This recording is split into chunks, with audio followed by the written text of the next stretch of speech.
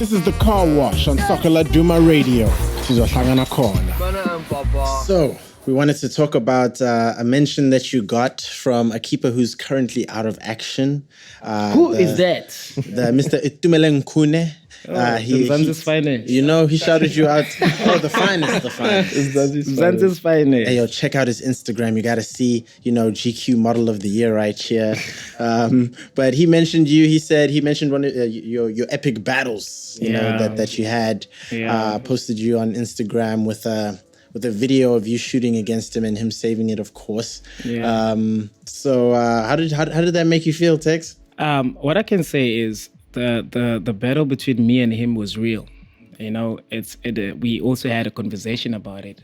He always used to say, "I'll never score against him." And whenever we play, even when we walk into the tunnel, it will actually remind me of that. Like, don't forget, Chief, you're not gonna score. We might lose, but you're not gonna score against me.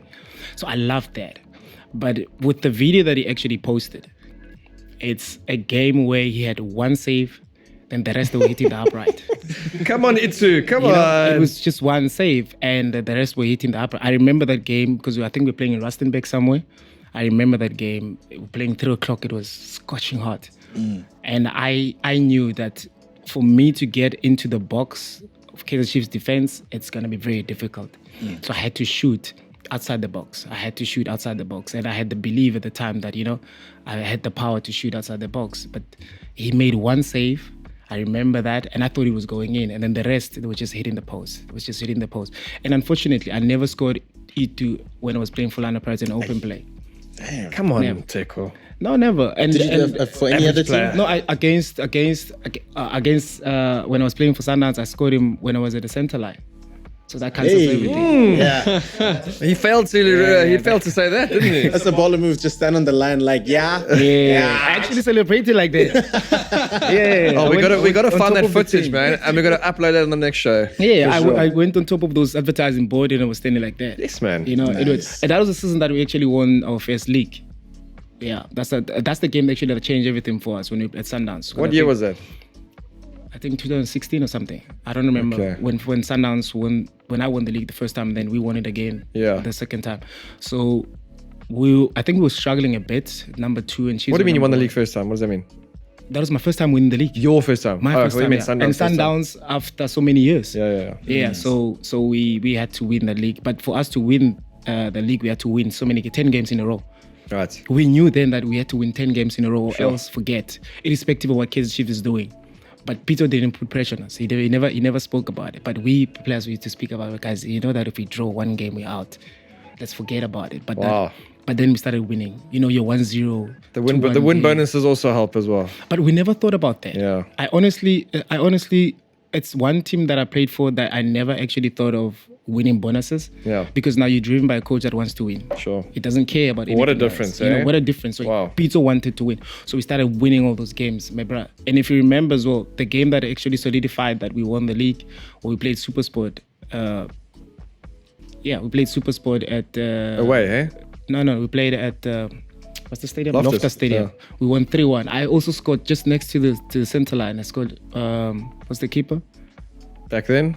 No, now. Even now. It's still the same keeper. Williams? Yeah, Williams. Yeah. Yeah. So we won 3-1 that game. Then after that, we won the league. But we also had to play last game of the league against Maritzburg. But it was just... But Peter wanted to win everyone. Then we drew the game. But then we didn't care, man. We won the league. I think it was my first time winning the league. And then also the next season, we won the league. So that was dope. Yeah. Sean, you ever had like a straight up rivalry with any outfield player? No, not really. Hey, I mean, it's more of like more banter with mates, but I wouldn't say like there was a guy called John Angelucci when I was playing in Asia. Big, tall Australian striker, proper. And because there were only 8 teams in the league, we'd play each other 4 times in the season. And this was a long season, but it was cool. And we always used to have a little bit of a niggle and whatnot, but became mates after. Yeah. It's dope to have that. Even with Senzo, we used to have that when I was at Sundowns. You'll tell me all the time. You actually call me, like, we're playing you this weekend. You know that you're not gonna score, whether it's free kick or what. And it used to me off. But I knew how he felt about himself. He was a very confident boy. Even when he was still young at Orlando Pirates, he used to be. We take set pieces when he was still not playing, and when he was playing, he will tell me straight, "You're not going to score." Like he always chooses the best player to have a rivalry with. And it was dope, and I loved that. But on the pitch itself, I never had anybody that would say, "Yeah, I'm going to mark you out of the game," because nobody has ever done that. But I didn't care how many people kicks me or whatever, but I was always interested in the goalkeepers. But now at Sundowns, if you remember, I started playing different. I didn't play higher up like I was at the Orlando Pirates. So now at Sundowns, it was more of, I like to assist more than at Orlando Pirates, where I had a bet with the coach. People don't know this. I had a bet with the coach. I remember Krol came in after winning Football of the Year. He said, "I heard that you won Football of the Year." I'm like, yeah. He's like, "Okay, how many goals did you score?" I think I scored 7 that season. He said, 7? Then you won Football of the Year.